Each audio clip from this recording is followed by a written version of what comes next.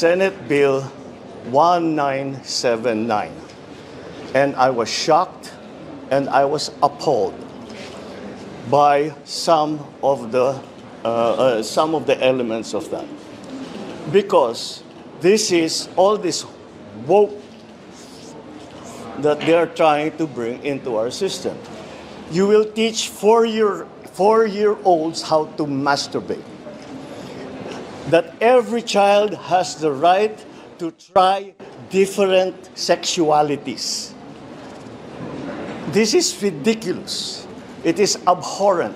It is a travesty of what sexual and sex education should be to the children. What about the parents? Wala na silang karapatan na silang mag-decide kung ano at kailan tuturuan yung bata. We all, I'm a parent and I'm a grandparent.